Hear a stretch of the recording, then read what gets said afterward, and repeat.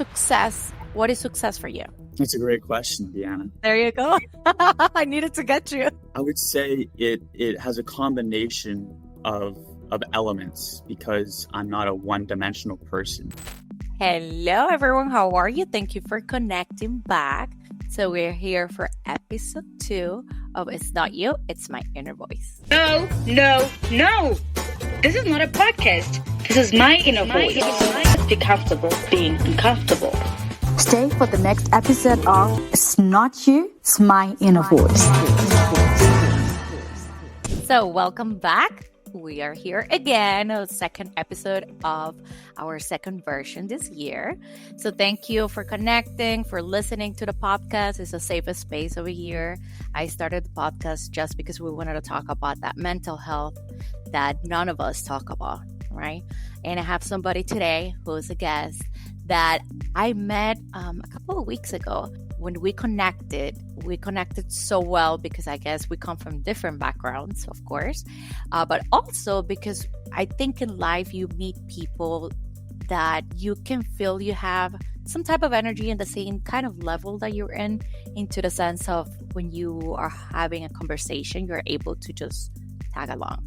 So I invited him, and I thank him for coming over because I know podcast is such a space where you can talk about many things, but you never know what are the things that you're releasing out there, right? So welcome to a safe space where we are school, authenticity, and vulnerability are embraced. And with that, I leave you with Garrett. Am I pronouncing it right? You are, yes, Garrett. Thanks for having me. Excited for the conversation. Thank you so much, Garrett. And just let me know if I'm not pronouncing it right. Hear the accent sometimes. So thank you for coming. Thank you for coming to this space.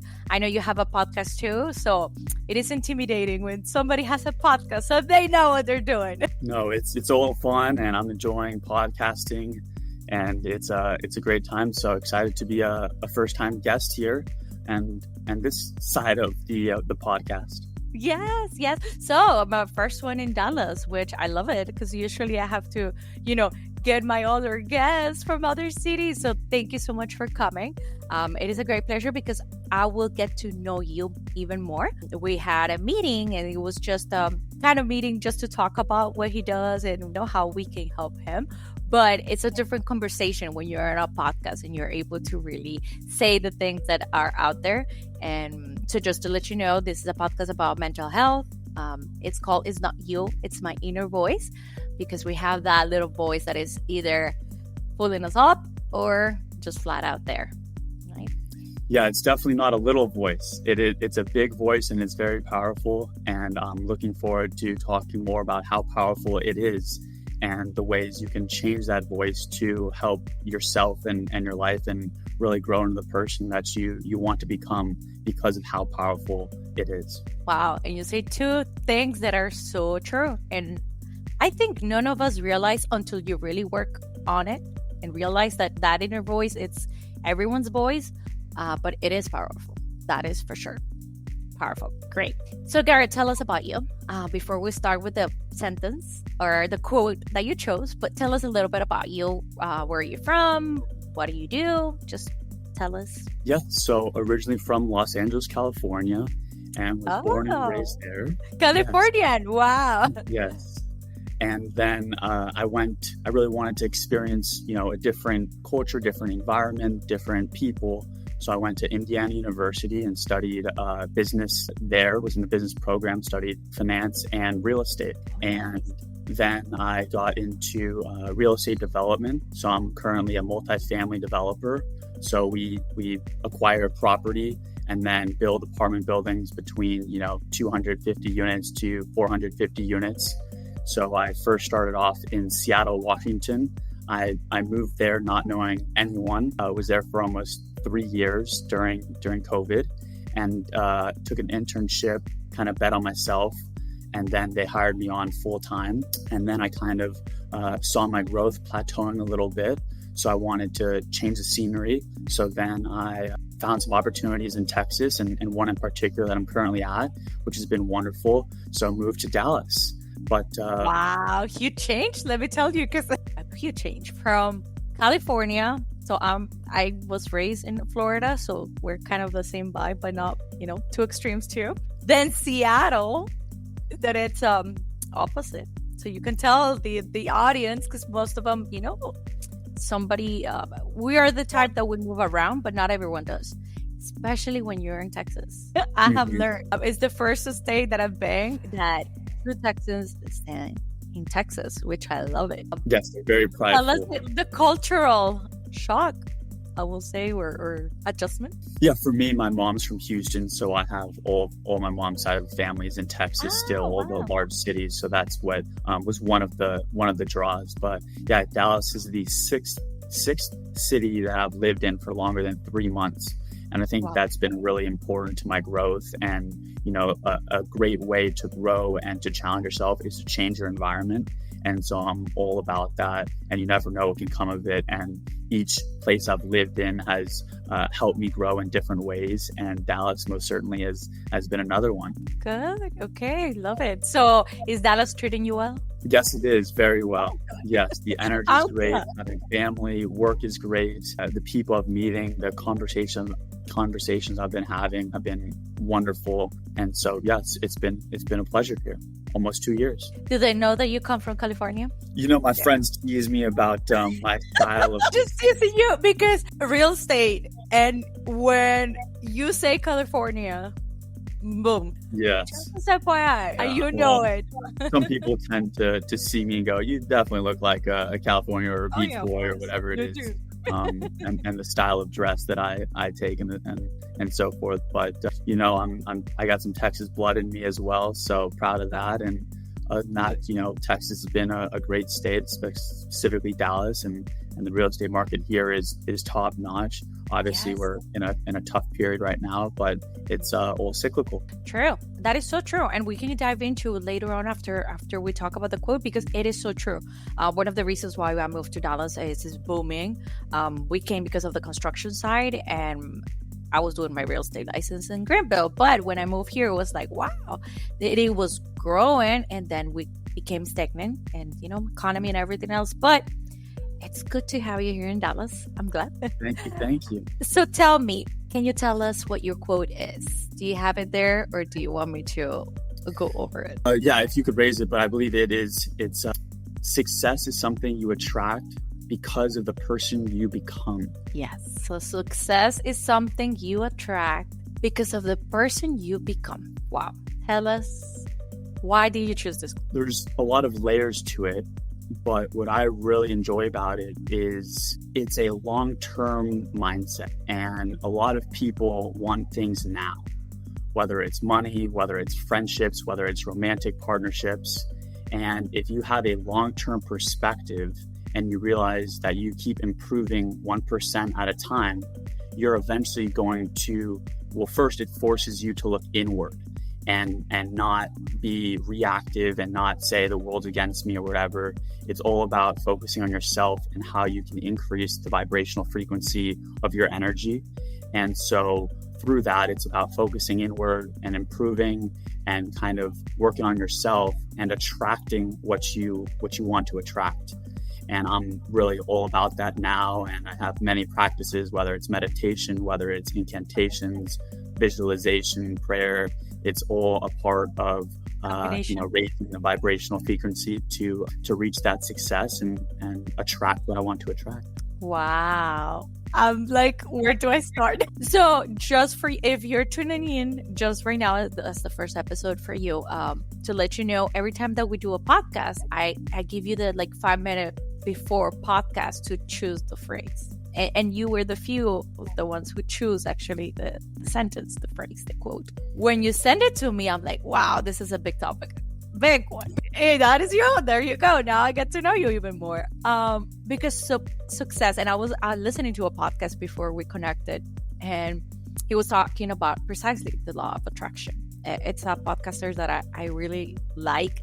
I love the content. He brings different people, but the message at the end is this, what you just said in conclusion, basically. The law of attraction and a lot of the things that we connect with are either going to make us grow, or definitely we're going to start hearing that inner voice that sometimes is a sabotage for that success, right?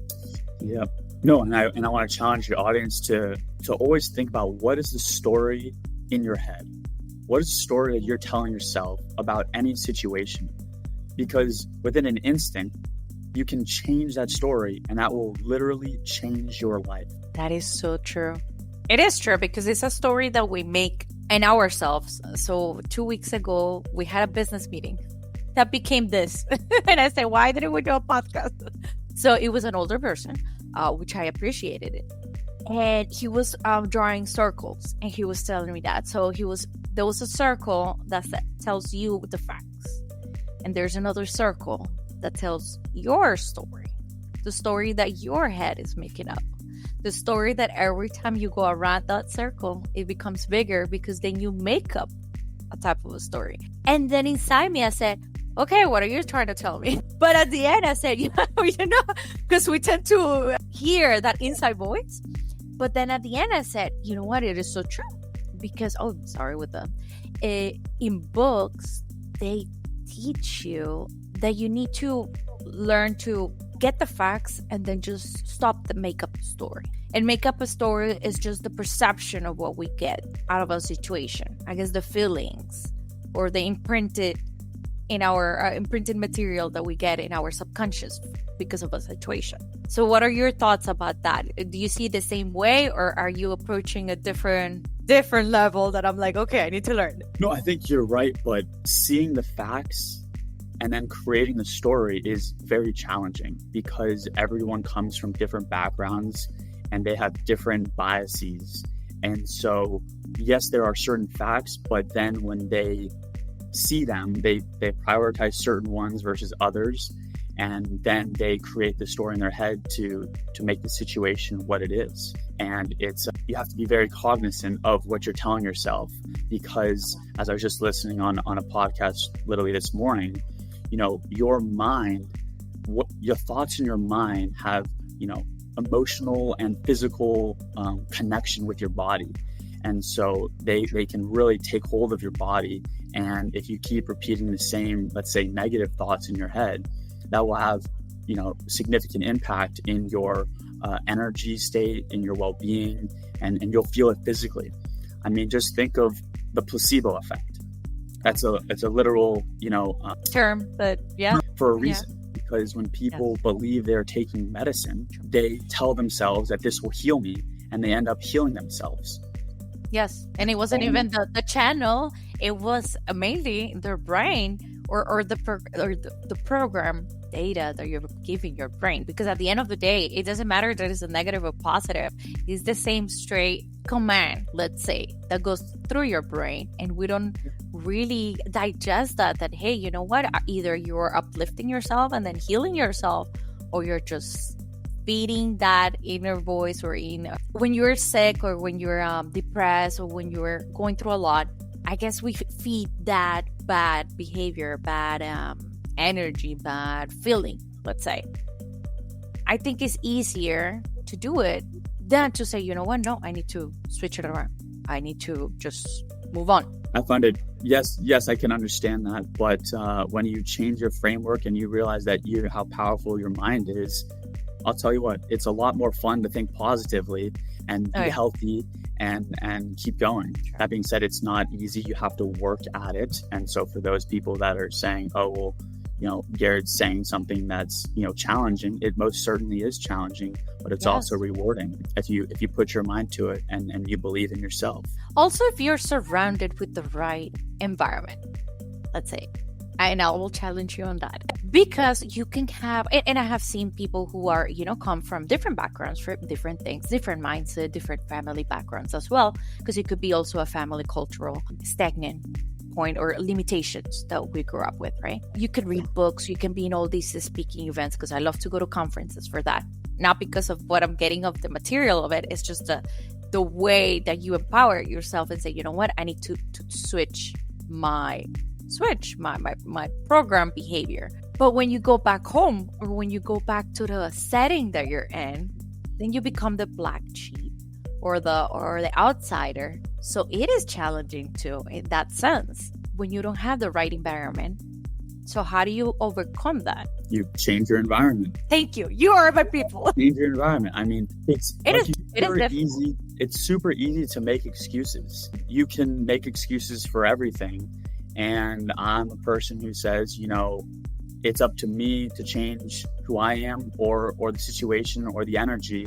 And I've had to lose friends because I don't care to go out all the time. Or I've had to distance myself from people who constantly talk negatively.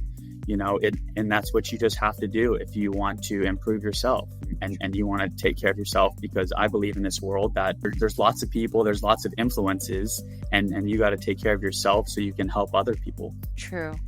But when it comes to your close circle, and maybe the cultural barrier here, Garrett, because, I'm a Spanish, I'm Latin American. We come from such a tough crowd. I grew up here. I've been here 24 years, and there's a disconnection into the fact that, yes, because I became that mindset. Like, if it doesn't work, doesn't work. It could be my mom, my brother. It could be the person that I'm with.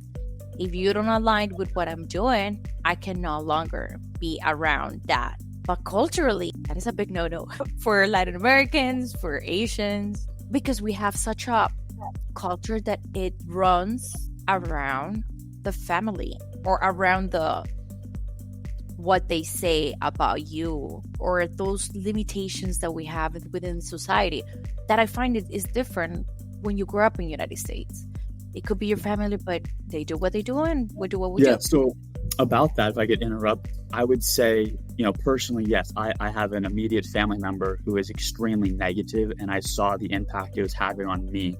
And so that's how I was aware of this. And so I definitely face challenges literally every day because this is an immediate family member.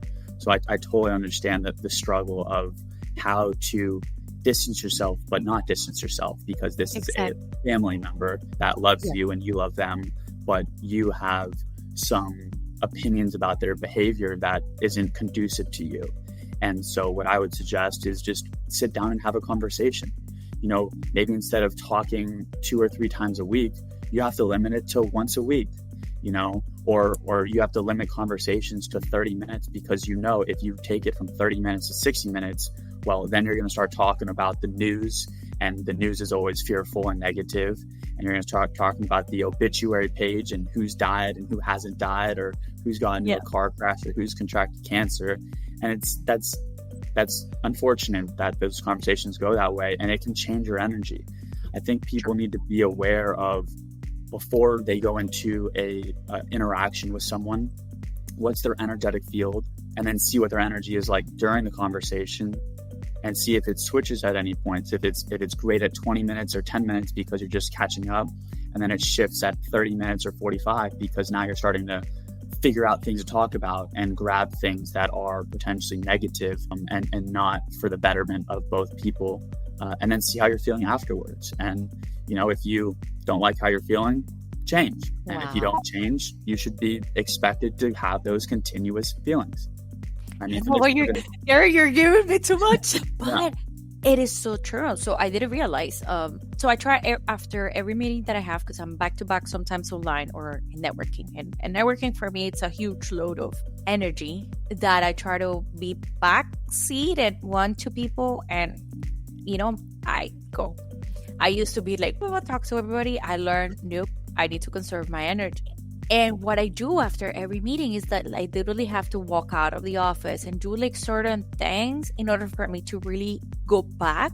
And then for the next one, I'm able to really give my time and my whole, being, rather than thinking on the last meeting. But I didn't realize of the fact that is, I guess, cleaning your energy and looking to, when you're having a conversation like this, am I really entangling in something that I don't need at the moment, and let's just step back and thank you very much, bye-bye? Or that it continue. Or let them know. I mean, you don't even need to say thank you very much. Let them know. If they're a close friend or a family member, let them know how you feel.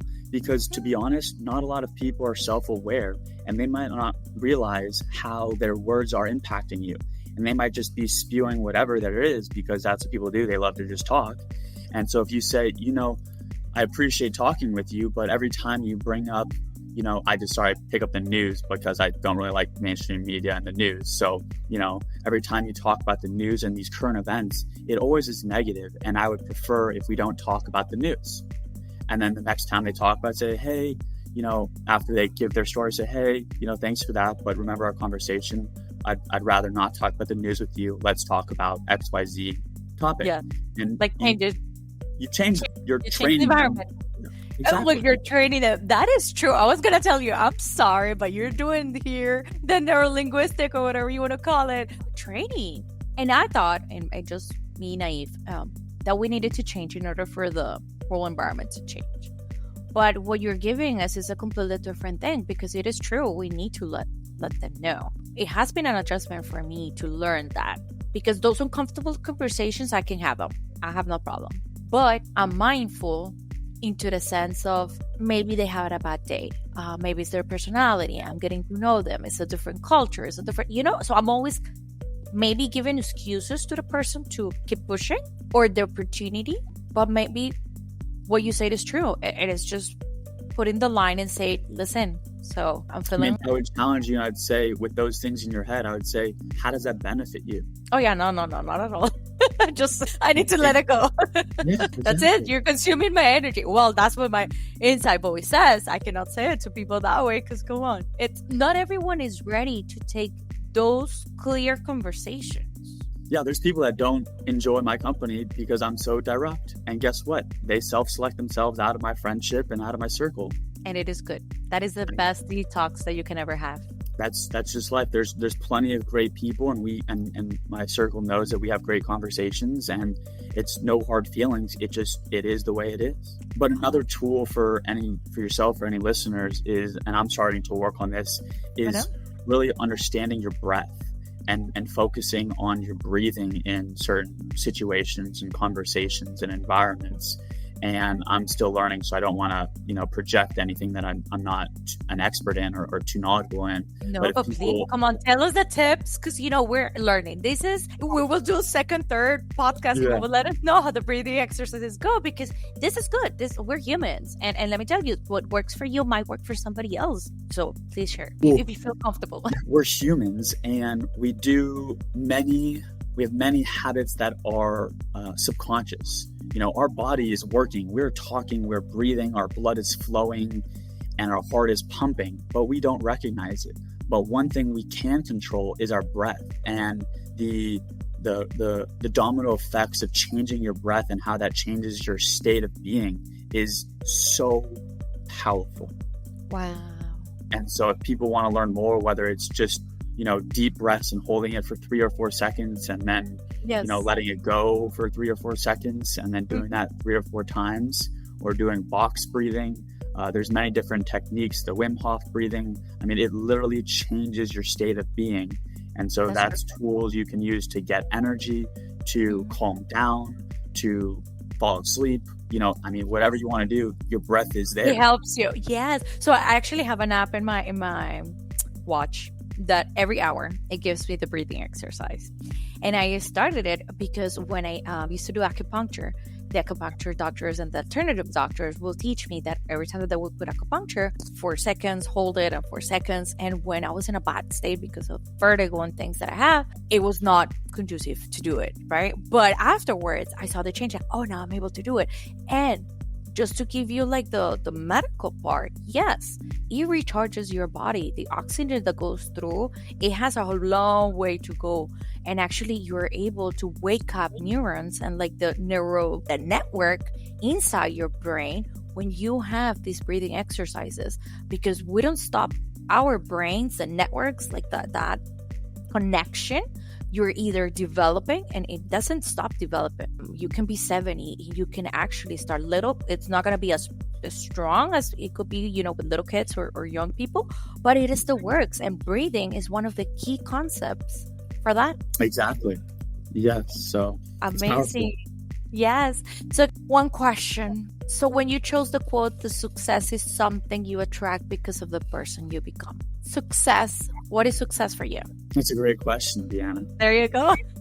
I needed to get you. I would say it has a combination of elements, because I'm not a one-dimensional person. And so first and foremost, I'm a big family man. I love family, and I'm excited to eventually have a family one day and definitely make that a pillar of my life. That's very important. But beyond that, I believe, I've been placed on this earth to help others and give back. So with my occupation and with my career, my goal would be to give back. So a combination of helping people, as well as, raising a great family and being a role model for other families there, and my kids, and then showing them that in my career, I'm giving back and making something of the family last name, as well as, my time on earth. And that's what I would have to say. So success for you is living a legacy. Is that a summary of what maybe because it's a lot. It's success. I think people think that success is about a level of money or the status or achievements. And when you're really into this more metaphysical world or more spiritual world, success is just a word that is filled with many holes, into the sense of it's very personal. You could be having nothing, but be successful at having all the knowledge of the world because you have read, because you have gone to school, whatever it is. But success for you in this case, it's working towards a goal of leaving a legacy, leaving something emblematic for people. Yeah, I mean, I don't think in 100 years people remember my name, but yeah, but your circle will. Yeah. And let me tell you, don't say that, and I will step here into terrain that I shouldn't. But you don't know the difference you make just walking through a coffee shop. You don't know the difference you can make to anybody's life just by getting out of your apartment, of your office, going to an office. Later on in life, you realize the impact that you make when people come back and tell you, well, when you walk in and I saw you and I realized I needed to work on myself. There's a lot of things that happen on us as humans. So it's not about the name or like the imprint of Mandela or Jim Rohn, like he's leaving us these quotes or knowledge, a well-known person, but it's a legacy within your circle, your family, your friends. And you never know, in 10 years, I will say, Garrett, remember that podcast? You're famous now. Yeah. I mean, I feel like legacy I don't know. The story I tell myself about the word legacy is it's very egotistical. And so I'd rather refrain from using that word. I don't know, maybe because of images in my head of people and people saying, I want to leave a good legacy. It seems very selfish versus, I want to talk about what I can do. And if that is a legacy and leaves a legacy, great. But I mean, that's not why I'm doing it. But, yeah, I wasn't talking about the legacy. And I know what you're saying, like not the physical, the legacy of the knowledge. Exactly. Like that journey that you're living, you make an imprint with anybody that you talk to or that you empathize with, or like you're doing right now. You're teaching us many things that have been working for you because of your life experiences. So that's the type, maybe the word, I don't know the synonym of legacy. I would look it up and put it. Exactly. And then a few other kind of, I guess, quotes or frameworks, mental models that I've used that have helped me, which is kind of related to this question you asked, is one thing is Warren Buffett's definition of success is, and I'm paraphrasing here, but the people that you love loving you back, which in essence is all about relationships. And so, when you're on your deathbed, you're not going to be thinking, oh, wow, I wish I would have done that extra real estate deal. Or, oh, I wish I would have worked that extra night and missed my kid's soccer game. Those are not going to be your sayings when you're on your deathbed. And then also, I learned this from Jeff Bezos, is a regret minimization framework. So think about when you're 80 years old and when you're, once again, maybe on your deathbed, or hopefully not at 80, but when you're that old, thinking about, would I regret making this decision or not making this decision? And then going from there. And because pursuing something and failing is so much better than not pursuing something and having that regret. And regret is 10 times, maybe even 100 times more powerful than rejection. So you definitely want to be shooting for rejection and not regret. That is so true. So from this, because it's a lot, I'm thinking I need to do 2 or 3 out of this second topic that you're bringing. Tell us 3 pills of wisdom regarding this that you're just giving us. What will be the tools that we can use to really integrate all this? Yes, I would say start with what's the story in your head. That's going to change your energy. And I would say do something physical in terms of, helping your physiological state, because a lot of people say that your most precious resource is time, but I would actually argue it's energy, because everyone has 24 hours in the day, but if your energy level only allows you to complete 4 hours of work, well, that's limited to 4 hours. Versus if you increase your state of being and your energy level to 8, 12, 20 hours, well, then you have that much time, that much energy and that much time to do whatever you want. So I'd say, what's the story in your head? Change your physiological state. And a third one, be curious. I love that. Inquisitive. Yes, I love that. Okay. Why? This morning, again, in that same podcast, this woman said the word curious, because if you're curious enough, you'll find a cure. Wow. Then it just opens up so many possibilities, and you're open-minded, and you can accept a lot more, energy, vibration, opportunities. And I think that's the name of the game. I'm always looking to increase my surface area for luck and opportunities. And the way to do that is to be open-minded and look for many different, be curious and see many different things and learn. I love it. You left us with 3 things that I'm like, I need to write it down. Let me digest everything that you have just said. Thank you. So just to recap, first one, what's your story? Second one, what's the story you're telling yourself? What is the story that you're telling yourself? There you go. Second, because you may have your own story, and then I'll do it quickly. Yeah, no, don't worry. Go ahead. You may have your own story that's happened to you, but your perception of what happened to you, you can change that.